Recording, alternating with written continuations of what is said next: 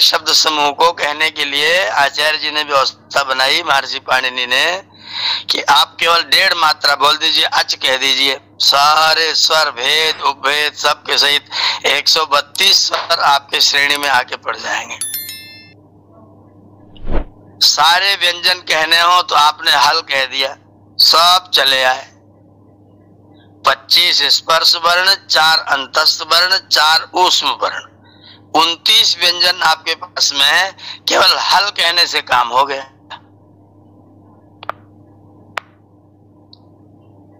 हल कहा 29 अक्षर, तो इतना बड़ा शब्द समुदाय, अक्षर समुदाय आपके प्रत्याहार की प्रक्रिया से ग्रहण हो जाता है। यह अगले जब आप सूत्र हम लोग जब पढ़ेंगे तब उनमें प्रत्याहारों का वर्णन आएगा, तो आपको पता चलेगा कि ओहो, ये तो इतने छोटे 1.5 मात्रा कहकर इतनी बड़ी बात कह दी। तो छोटे से में ज्यादा बात। सूत्र की परिभाषा क्या पढ़ी थी आपने? स्वल्पाक्षरम विश्वतोमुखम। अक्षर कल्प हो और विश्वतोमुख हो, एक मुंह से 1000 बात कहना हो, उसका नाम है सूत्रम। और सार अंश युक्त हो, उसमें सार भी हो। अस्तोभम हो, कोई शंका कोई संदेह भी ना हो। अनवद्य, कोई दोष भी ना हो, पूर्ण हो अपने आप में, और पूरा होकर के पूरी बात को कह दे, और अति संक्षिप्त रहे, कम से कम हो। तो कम से कम शब्दों में अपनी बात कहने का सलीका महर्षि पाणिनि ने हम लोगों के समक्ष प्रस्तुत किया, जो विलक्षण है। उससे पहले लोगों ने बनाया था व्याकरण, पाणिनि से पहले भी व्याकरण था, लेकिन वो व्याकरण वाक्यात्मक था, बड़े बड़े श्लोक थे उसमें, और वो श्लोक 1 लाख थे पूरे। उन 1 लाख श्लोकों को काट के छांट के छोटा करके आगे का पीछे, पीछे का आगे, जहां जैसे किसको फिट करना है, एकदम बिल्कुल गणितीय पूरी ज्यामिति विद्या का प्रयोग करते हुए, और उन्होंने 4000 सूत्रों में सारे व्याकरण को बांध करके रख दिया। इसलिए हम लोग पाणिनि जी को विशेष मानते हैं, बड़ा मानते हैं, और उन्होंने ये कार्य हम सब लोगों की सुविधा के लिए किया है। तो इसको हम समझेंगे 14 सूत्रों में 42 प्रत्याहारों का प्रयोग अष्टाध्यायी में हुआ है। हमें जी 1 मिनट के लिए मैं समय लेता हूँ जी। अस्तोभम और अनवद्यम, इसका अर्थ बताइए मुझे एक बार। हाँ, अस्तोभम, स्तोभ कहते विचलित होने को। अस्तोभम माने विचलित ना होना, जो अर्थ कह दिया उसमें कोई फेर बदल नहीं होना है। अस्तोभम। अनवद्यम, अवद्यम माने दोष। अनधन अवद्यम, अवद्यम दोषम, अवद्यम माने दोष। अनअवद्यम माने दोष से रहित, जिसमें कोई दोष ना हो, उसका नाम है अनवद्य।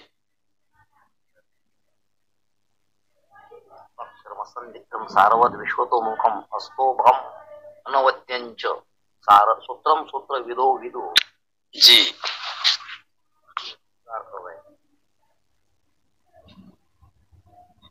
सूत्रम सूत्र विदो विदु। कौन बोल रहे हैं? आदित्य जी बोल रहे थे क्या? जी, रामनाथ जी बोल रहा हूँ मैं। अच्छा, रामनाथ जी। आप पुष्पलता बहन जी कुछ कह रही हैं? आचार्य जी, जो आपने ये स्क्रीन पे है, ये कहाँ मिलेगा सूत्र, ये सब सूत्रों के प्रकार? ये वही पुस्तक है। कौन सी?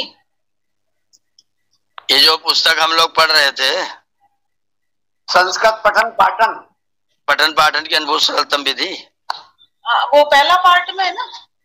ये दूसरा पार्ट है, अभी दूसरा पार्ट खुला। भाग 1 ही चल रहा है। भाग 1 चल रहा है, वो कहला भाग कौन सा, सेकंड है फर्स्ट है? भाग 1 पार्ट 2। अच्छा, ठीक। नमस्ते मुनि जी। जी मुनि जी, ये जो जैसे ये वाले ये वृद्धि रात अधिक गुना, ये याद करने वाली चीजें हैं, ये रखने वाली हैं।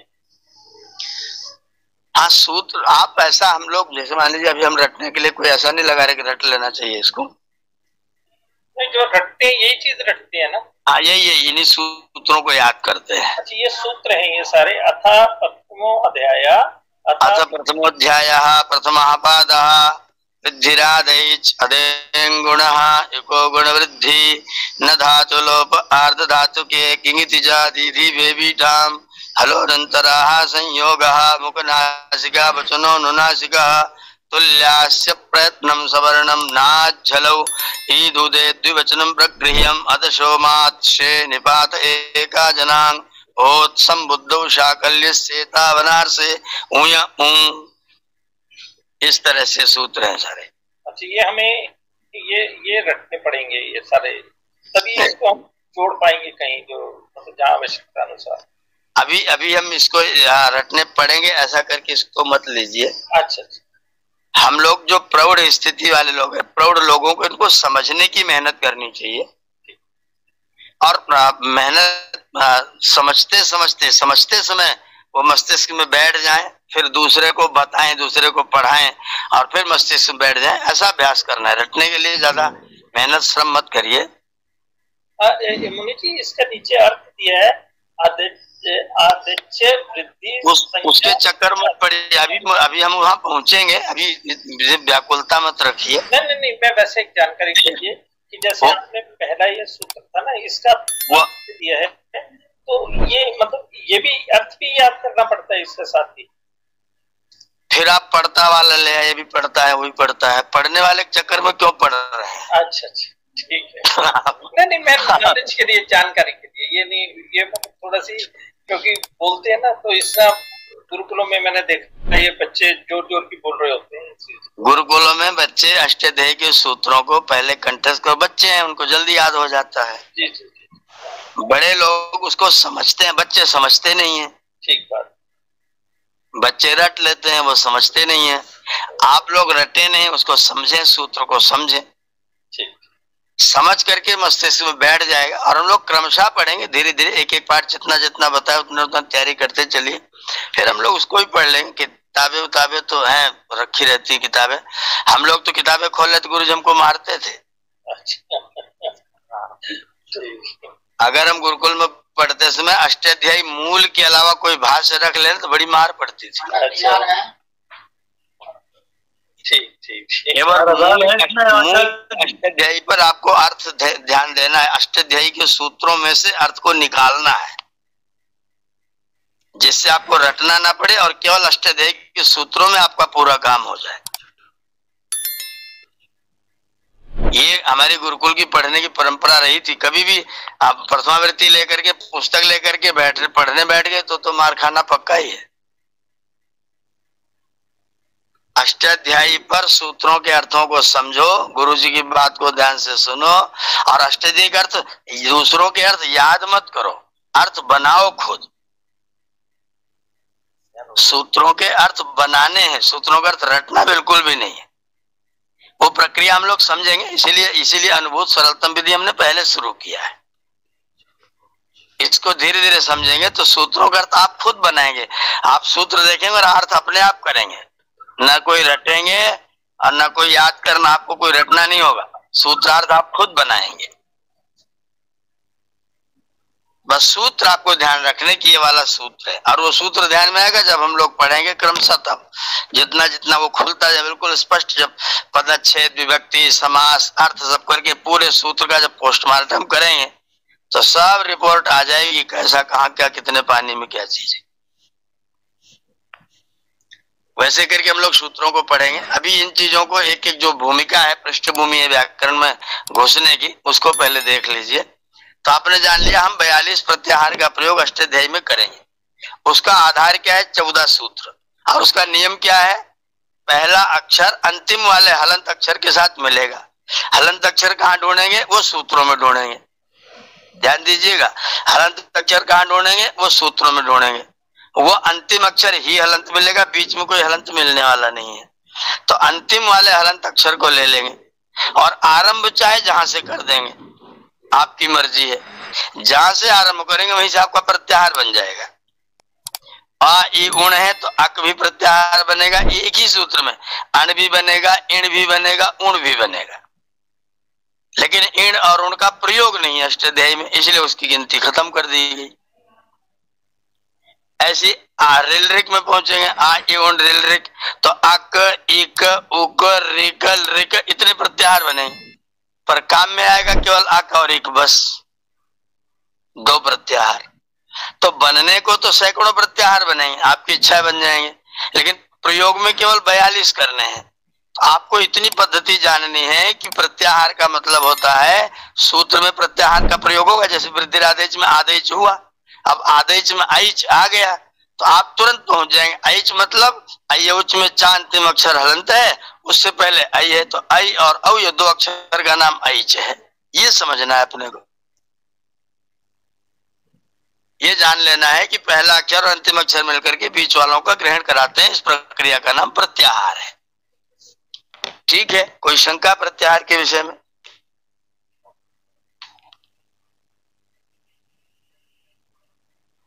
अच्छा, ये मुझे कि पहला जो है और लास्ट का च, और च के बीच के अक्षर हैं ये सारे।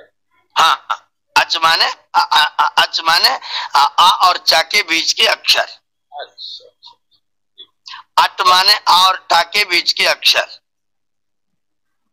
अर माने आ और ना के बीच के अक्षर। और आ के बाद तो हल में तो इसमें ये नहीं, हल कहने से सब व्यंजन आ जाते हैं, लिखा है। चलो तो हल कहने से व्यंजन आ जाता, आप हल कहाँ से लेके चल रहे हैं?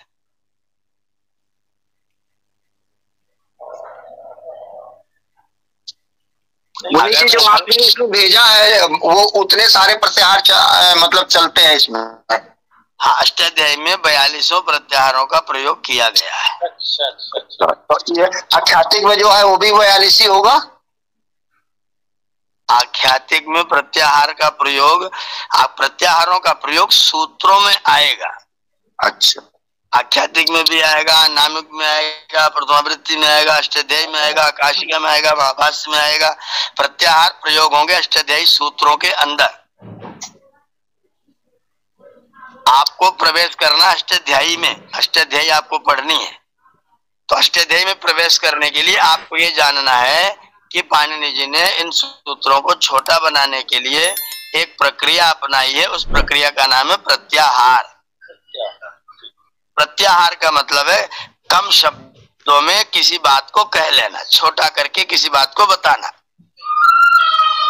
उसके लिए उन्होंने 14 सूत्र बना दिए, से हल तक 14 सूत्र बना दिए, और 14 सूत्रों में अंतिम अक्षर को हल कर दिया, हलंत कर दिया, अंतिम हलंत कर दिया, और ये कह दिया कि जो हल होगा, जो अंतिम हल होगा वो हम लेंगे, और उसके पहले वाला कोई भी एक अक्षर लेंगे।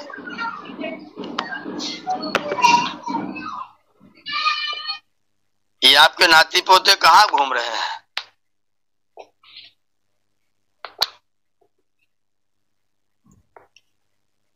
अंतिम अक्षर एक कोई सा किसी भी सूत्र का एक अंतिम अक्षर ले लेंगे, और उससे पहले का कोई भी एक अक्षर ले लेंगे किसी भी सूत्र का, उन दोनों को एक साथ जोड़ के लिख देंगे, और उसके बीच में जितने अक्षर आएंगे उन दोनों से ग्रहण हो जाएंगे। ये नियम, ये प्रक्रिया उन्होंने बना ली प्रत्याहार बनाने की। हल कह दिया, हल में हैवरेट से शुरू कर दिया, और हल के लात तक चले गए, सारे अक्षर हल के बीच में आ गए, सब हल कहलाए, अब सबका नाम हो गया हल। ये प्रक्रिया पूरी अष्टाध्यायी में इन प्रत्याहारों का प्रयोग है, और प्रत्याहारों को अच्छी तरह बुद्धि में बिठा के रखेंगे तो अष्टाध्यायी सूत्रों में प्रवेश करने में बहुत सुविधा होगी। इसलिए प्रक्रिया अभी इतनी मेहनत से 3 दिन हो गया, इसी एक ही विषय पर चर्चा इसीलिए की जा रही है। इसको मस्तिष्क में बिठा लें कि पहला अक्षर अंतिम हलंत अक्षर के साथ मिलकर बीच वाले अक्षरों का बोधक होता है।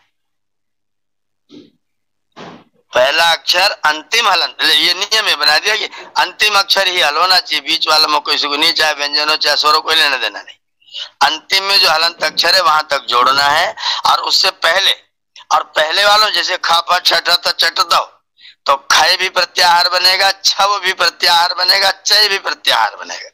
मतलब पहले वाले जो अक्षर हैं, आदि वाले जो अक्षर हैं, वो आपके इन 14 सूत्रों में से किसी में से भी कहीं से भी लिए जा सकते हैं, लेकिन अंतिम अक्षर हमेशा हलंत ही लिया जाएगा। पहला कहीं से भी, अंतिम केवल हलंत। अक्षर ले लीजिए और अक्षर गणना कर लीजिए, गिन करके जोड़ लीजिए इतने अक्षर इसमें आएंगे। इस प्रक्रिया का नाम है प्रत्याहार प्रक्रिया। अब देखिए उसमें पुस्तक में अगला हेडिंग है सूत्रों के प्रकार। अष्टाध्यायी सूत्रों के प्रकार।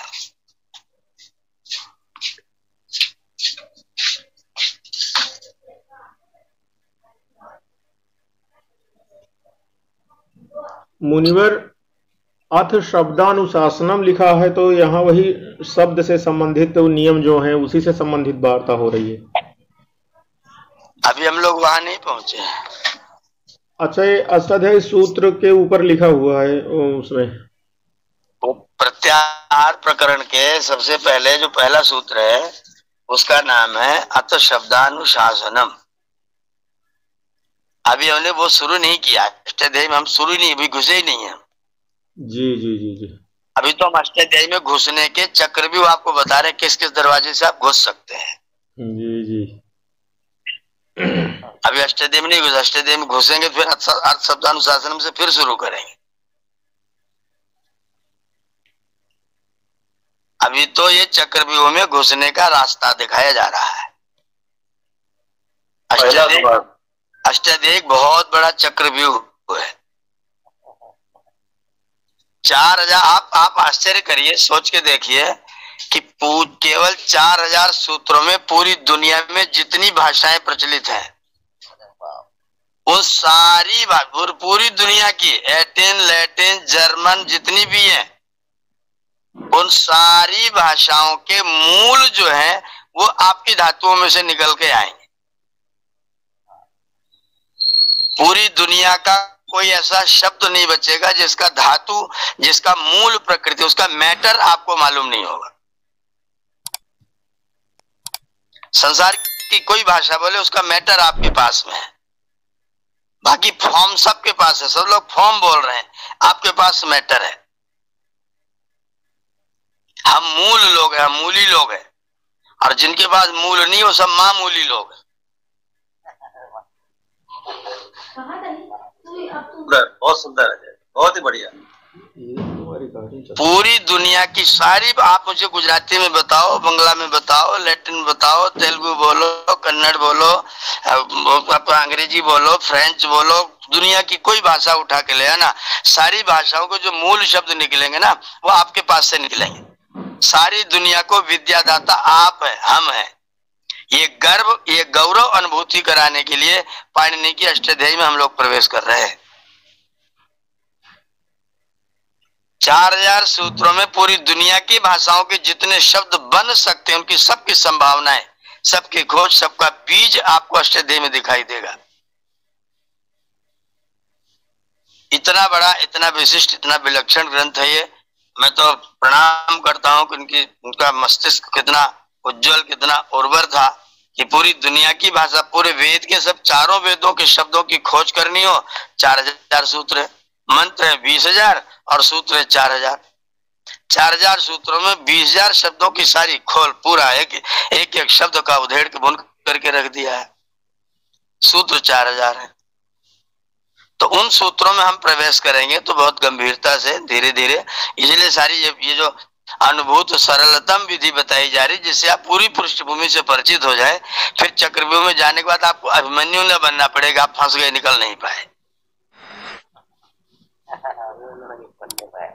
एक शंका है मेरे दिमाग में आई है, ये आपने जो 42 सूत्र भेजे है इसमें अण 2 बार आ रहा है। जैसे एक अण में तो ई वो है और दूसरे में ई वो रिली है, वो आई ओ आई वरल है, तो फिर कैसे इनमें डिस्टिंग्विश करेंगे दोनों में? मैंने उस दिन आपको इस विषय में सब लोगों को बता दिया था, लिखा दिया था। क्या एक बार बताओ। लिखाया है कि पूरी अष्टाध्यायी में केवल एक सूत्र अनुदित सवर्ण से चा प्रत्यय, पहले अध्याय के पहले पाद का 70वां सूत्र है अनुदित सवर्ण से चा प्रत्यय। इस एक सूत्र में अण प्रत्याहार लण के ऋणा तक लिया जाएगा, एक सूत्र में केवल। बाकी पूरी अष्टाध्यायी में जहां कहीं भी अण शब्द आएगा उसमें केवल अयवण के ऋणा तक ही लिया जाएगा। ये अपवाद हुआ ना जरा, ये अपवाद हुआ। एक सूत्र अपवाद है, अनुदित सवर्ण चा प्रत्यय अपवाद सूत्र है। ठीक है। तो ये पूरी अष्टाध्यायी का एकमात्र सूत्र है जिसमें अण माने लण तक, और बाकी अष्टाध्यायी में जहां भी अण आएगा सबका मतलब आयु 3 अक्षर बस, आयुण आ ई उ। मुनि जी कौन सा सूत्र नंबर है? पहले अध्याय के पहले पाठ का 69-70 नंबर सूत्र देखिए। 68वां है, 68। किसी में 68 भी होगा। 1-1-68। सोम रूपम शब्द संज्ञा नहीं, उसके अगला वाला अनुदित सवर्ण से चा प्रत्यय, चा प्रत्यय 69। अनुदित सवर्ण से चा प्रत्यय 69 है। हाँ, इसमें जो अण आया है वो अण जो है वो लण तक चलेगा, बाकी कहीं अण आएगा तो वो अण आयुण तक ही रहेगा, आगे नहीं जाएगा। ये ध्यान रखनी है। यहाँ पे ये सूत्र लगेगा आचार्य जी उस जगह। हाँ, जहाँ इस सूत्र का काम आएगा, जब सूत्र को आप काम कराएंगे तो अण आएगा, तो अण माने आप कितने अक्षर ग्रहण करें? तो अनुदित में तो लण तक ग्रहण कर लेना, बाकी सब जगह केवल अण तक, आयुण के ऋणा तक बस। इसलिए अण प्रत्याहार 2 बनेंगे, एक अनुदित वाला अलग और एक अण वाला अलग, आयुण वाला अलग और लण वाला अलग, 2 प्रत्याहार बनेंगे अण नाम से।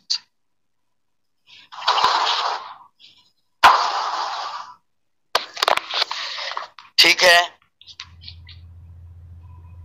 जी, कुछ कह रहे हैं राजवीर जी?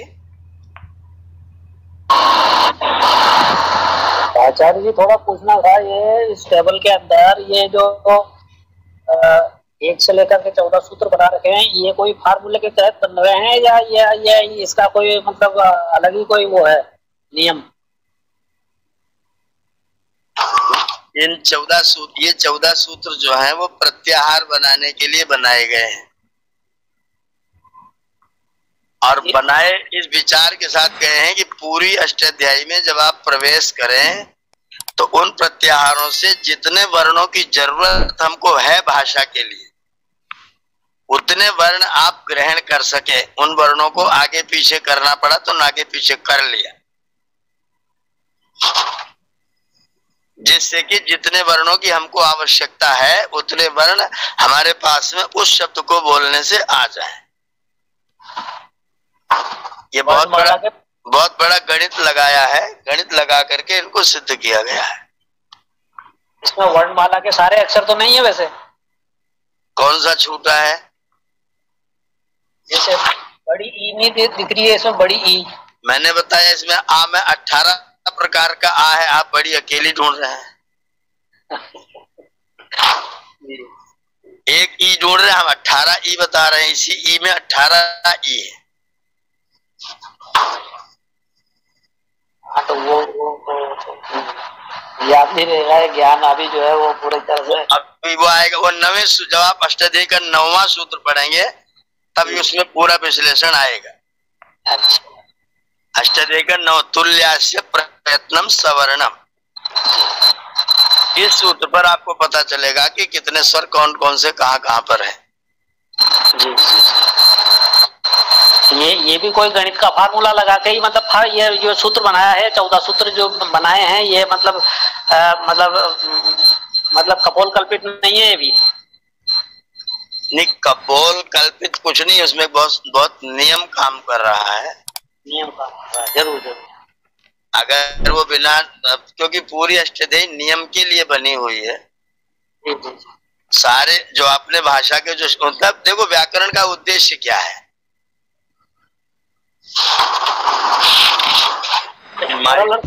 माइक सब लोग एक साथ मत खोलें, बंद रखिए माइक। सरलतम करना।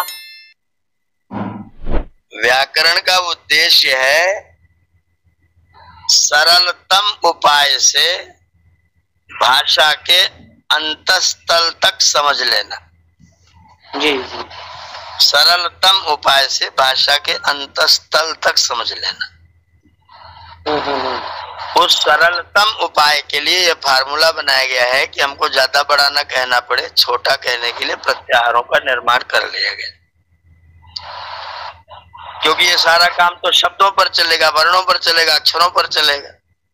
जी तो पूरी वर्णमाला इन्हीं अक्षरों में समाहित है। आ 18 प्रकार का है, ई 18 प्रकार का है, उ 18 प्रकार का है, री 18 प्रकार का है, री ए ओ आई ओ 12 प्रकार के हैं।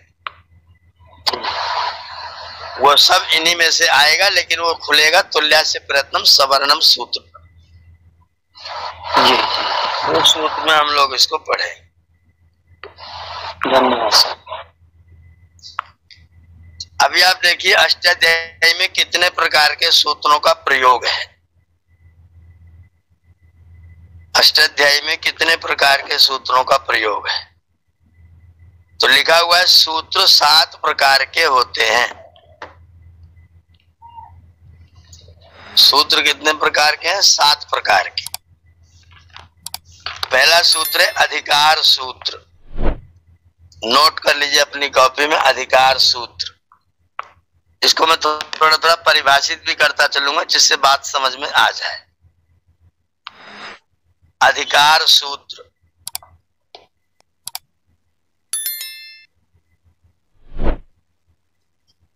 हम सब लोग ये जानते हैं कि व्यवस्था बनाने के लिए, मैनेजमेंट संभालने के लिए कुछ कुछ क्षेत्र में कुछ कुछ लोगों को अधिकृत किया जाता है। जैसे एक इंजीनियर के नीचे 20 इंजीनियर लगा दिए, फिर उसको सीनियर वाला बना, सीनियर के नीचे 60 इंजीनियर बना दिए। नहीं तो 10 के बीच में 1 खड़ा कर दिया, फिर 20 के बीच में 3 खड़े कर दिए, फिर भी बढ़ाते गए बढ़ाते गए बढ़ाते गए, फिर उनसे और पढ़ा लिखा व्यक्ति सबका मैनेजर बना दिया गया। तो अपने को इस अष्टाध्यायी के द्वारा शब्दों को मैनेज करना है। तो शब्दों को मैनेज करने के लिए कुछ कुछ चीजों को विशेष बना दिया गया कि यहाँ पर इनकी चर्चा चलेगी, यहाँ पर इनकी चर्चा चलेगी, यहाँ पर इनकी चर्चा चलेगी। तो जिस जिस विषय की चर्चा जहां जहां पर चलेगी उनको वहां वहां का अधिकार सौंप दिया गया। तो जिन सूत्रों को अधिकार सौंपा गया है उन सूत्रों का नाम क्या है? अधिकार सूत्र। इसकी परिभाषा नोट कर लीजिए। किसी विषय को किसी एक विषय को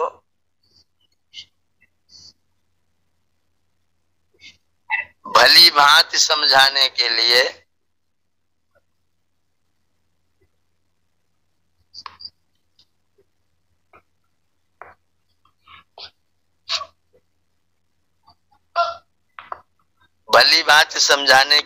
अनेक सूत्रों के समुदाय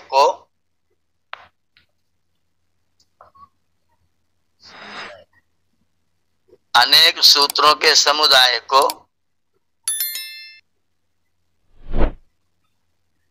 अधिकार प्रदान किया जाता है।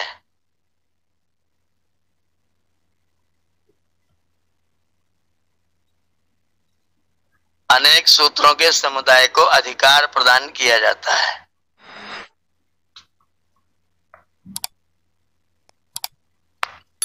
उस समुदाय के प्रथम क्रम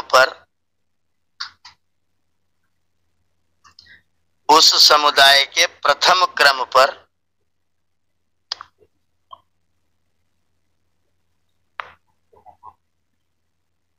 विषय की सूचना देने वाला सूत्र होता है।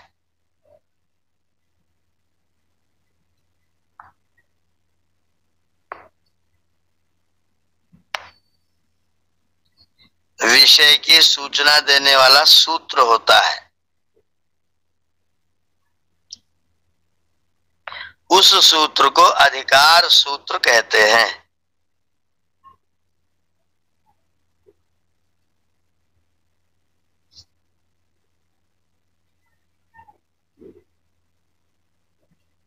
उस सूत्र को अधिकार सूत्र कहते हैं।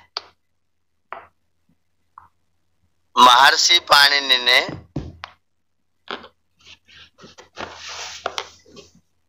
अष्टाध्यायी एक बार खोलिए, अष्टाध्यायी पहले अध्याय तीसरा पाठ सूत्र नंबर 10 या 11 देखिए, 9 10 1 3 10 11 सूत्र है स्वरितेनाधिकार। जी हाँ 11वां है। कौन सा स्वरितेनाधिकार। अध्याय कौन सा आचार्य? 1 3 पहले का तीसरा, 1 3 का स्वरितेनाधिकार। 11 नंबर। ये सूत्र देख लीजिए और फिर देखिए मनवा क्या लिख रहे थे महर्षि पाणिनि ने।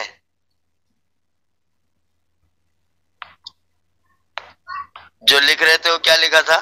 हमने लिखा है महर्षि पाणिनि, आगे बस यहाँ पे लिखा है। हाँ, महर्षि पाणिनि ने स्वरितेनाधिकार, ये सूत्र लिख लीजिए यहीं पर।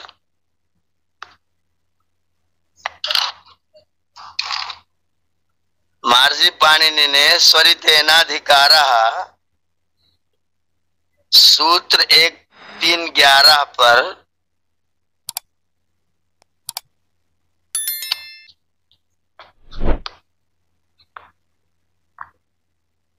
महर्षि पाणिनि ने स्वरितेनाधिकार सूत्र 1 3 11 पर यह कहा है कि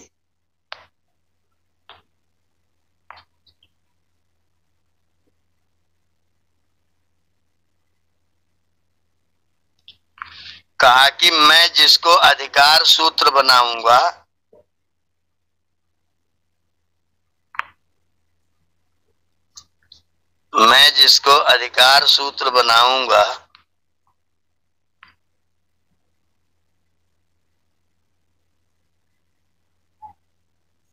उसके ऊपर स्वरित चिन्ह लगाऊंगा। स्वरित चिन्ह का मतलब होता है ऊपर खड़ी रेखा, कोष्ठक में लिख दीजिए खड़ी रेखा, स्वरित चिन्ह लगाऊंगा माने उसके ऊपर मैं खड़ी रेखा कर दूंगा।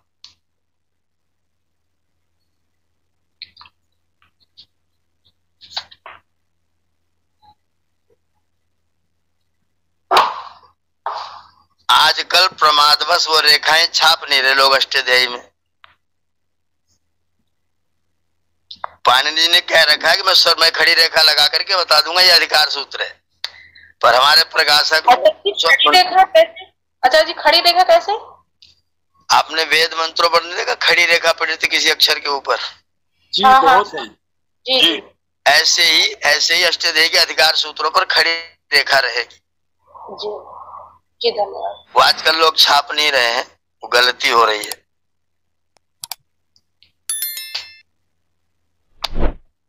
हो गया, ये अधिकार है। मतलब एक विषय कई सारे सूत्र मिलके किसी एक विषय को कहेंगे, उस विषय को बताने वाला सूत्र पहला नंबर पर हो जाएगा और वो उसके ऊपर खड़ी रेखा हो जाएगी तो बता देगा कि अधिकार सूत्र है। आप उदाहरण नोट कर लीजिए कैसे सूत्र, अधिकार सूत्र। उदाहरण हेडिंग डाल दीजिए, उदाहरण नंबर 1। भाषा में थोड़ी सी कोई मैं एक बार कुछ थोड़ा सा छूट गया है, एक बार बोल के पढ़िए कि एक विषय को भली भांति समझाने के लिए अनेक सूत्रों के समुदाय को अधिकार प्रदान किया जाता है। ठीक है। उस समुदाय के प्रथम, अब आगे क्या है? प्रथम सूत्र, प्रथम क्रम है। प्रथम क्रम पर विषय की सूचना देने वाला सूत्र होता है, उस सूत्र को अधिकार सूत्र कहते हैं।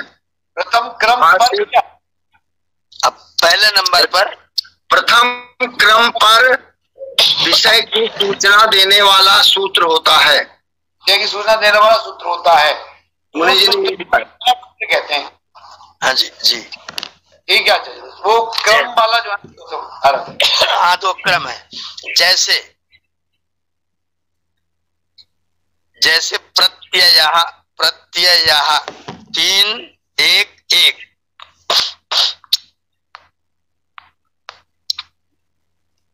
प्रत्यय जैसे प्रत्ययः तीसरे का पहले का पहला।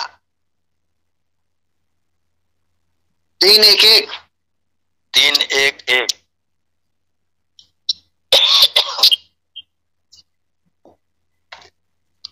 इसकी तो अनुवृत्ति आती है ना बार बार प्रत्यय की तो। हाँ, अधिकार और अनुवृत्ति में इतना अंतर, अनुवृत्ति छोटी छोटी होती है। जी जी। अधिकार बड़ा बड़ा होता है। अच्छा, अनुवृत्ति पार्ट होगा और अधिकार पूरा का पूरा हो जाएगा ना। हाँ हाँ, अनुवृत्ति जो है ना वो एसडीएम है, बड़े बाबू हैं, और अधिकार जो है वो जिलाधिकारी है, डीएम साहब।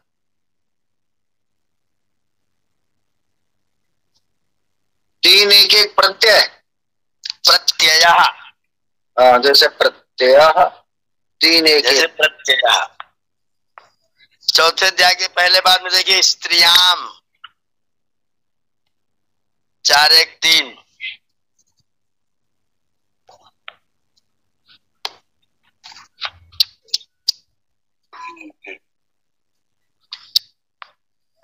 अब प्रत्यय जो है इसका अधिकार जाता 5वें अध्याय के चौथे पाद के अंत तक। 5 4 70 तक है ना।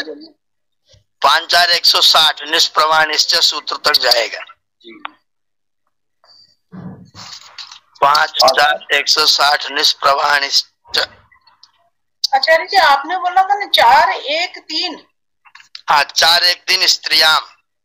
उसके बाद स्त्रिया में एक सूत्र है, ये सूत्र जाएगा चौथे अध्याय के पहले 81 सूत्र तक।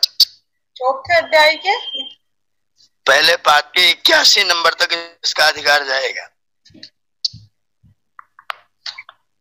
मतलब ये सूत्र है प्रत्यय जैसे, तो 3 1 1 से लेके आगे तक वो सारे सूत्र 5 4 160 तक। 5 4 160 तक ये सब जो है पूरे 3 अध्यायों में प्रत्येक की चर्चा चलेगी। ये अधिकार ये उस क्षेत्र का। अच्छा, और स्त्रियाम का कहां तक चलेगा? स्त्रियाम 4 1 81 तक। आचार्य जी आपने 4 3 कौन सा बोला था? 4 3 4 1 3 चौथे अध्याय के पहले पाद का तीसरा सूत्र।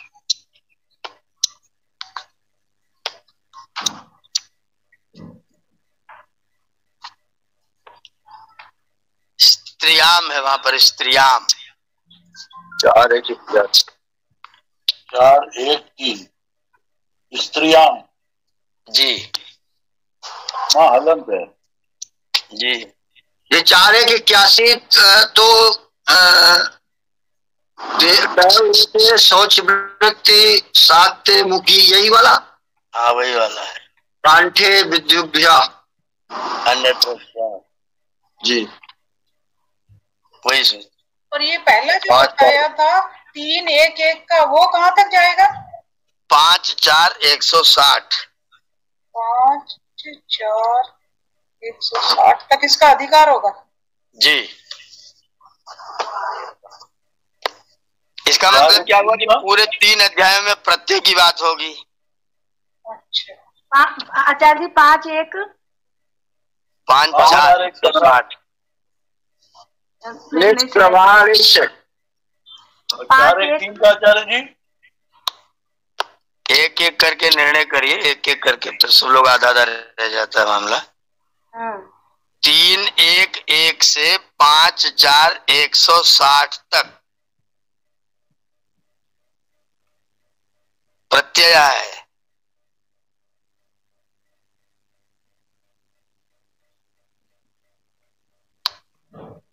जी ये हो गया। और 4 1 3 से 4 1 81 तक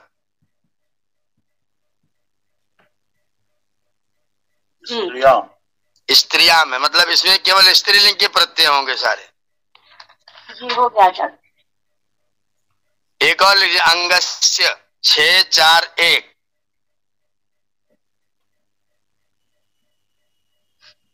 6 4 1 अंगस्य।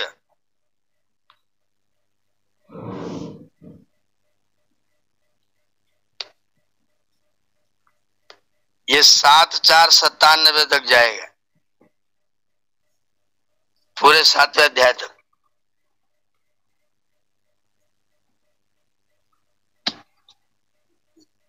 7-1 6-4-1 नहीं, हाँ 7 6-4-1 अंगस्य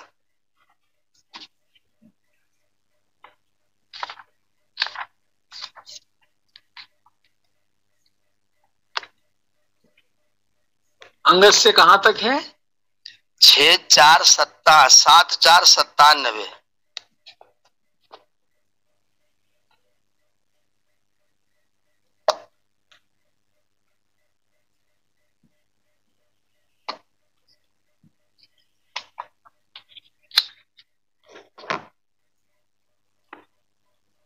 मतलब अंगस से मतलब आचार्य यहाँ क्या हुआ?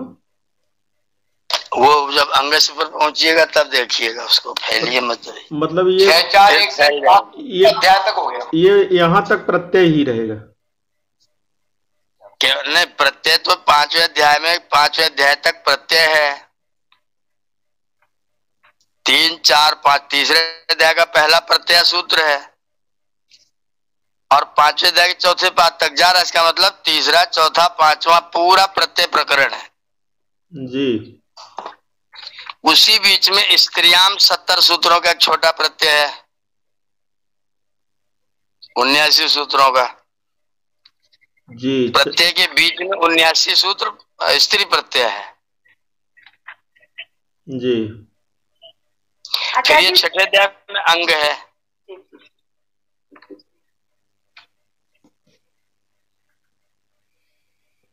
या अंग का काम होगा। अंग माने होता है जिससे कोई प्रत्यय का विधान होता है, धातु या कोई शब्द जिससे हम प्रत्यय करते हैं, उस पर कोई काम होगा। आचार्य जी जो 7-4-97 उसका ईचा गणा है। ईच गणा, जी जी, ईच गणा, ठीक है। तो ये बड़े बड़े अधिकार सूत्र हैं, इनका अधिकार लंबी दूरी तक चलता है। तो आचार्य ऐसे कितने अधिकार सूत्र होंगे लगभग? कुछ छोटे छोटे अधिकार हैं, कुछ बड़े बड़े, लगभग 50 सूत्र अधिकतम। अच्छा 50। ज्यादा अधिकार सूत्र नहीं। 50 सूत्रों के समुदाय को अधिकार प्रदान किया गया है। नहीं, एक एक अधिकार, जैसे प्रत्यय को इतने सूत्रों का दिया गया, हाँ, अंगस्य का इतने सूत्रों को दिया गया, जी जी। ऐसे एक एक पर, मतलब एक विषय को कहने वाले जो एक विषय वाले सूत्र हैं उनको एक एक अधिकार दिया गया है। जी आचार्य। आचार्य जी प्रत्यय के साथ परस भी आता है क्या? परस भी आता है के साथ में? हाँ, प्रत्यय जो होता है वो परे ही होता है, तो उसके साथ परस भी आएगा मतलब ये? वही दूसरी नीचे स्थिति देखिए, दूसरा सूत्र परश्च है ना। हाँ जी जी। दूसरा सूत्र परश्च है। जो प्रत्यय है वो जिसके साथ रहेगा उसके परे ही रहेगा। परश्च भवति या प्रत्यय से परा भवति। जो प्रत्यय होगा वो बाद में ही जुड़ेगा, अगल बगल नहीं जाएगा। प्रत्यय जैसे बलवान, अब जो वान प्रत्यय है, बल शब्द है, तो प्रत्यय हमेशा शब्द के बाद में जुड़ेगा। धीमान, बलवान, ज्ञानी, ई प्रत्यय है, ज्ञान शब्द है, ज्ञानी। करणीयम, करणीय, ये अनीय प्रत्यय है, वो कर के साथ में जुड़ गया, करणीय हो गया। तो प्रत्यय हमेशा परे होता है, हमेशा बाद में ही जुड़ेगा, राइट रहेगा हमेशा।